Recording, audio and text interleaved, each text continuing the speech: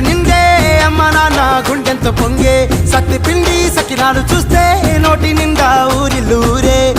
పొద్దున్నే తమ్ముళ్ళు లేచి పూల కోసం బయలెల్లి ఉరికే శాపపరిచి వాకిళ్ళలోన చెల్లె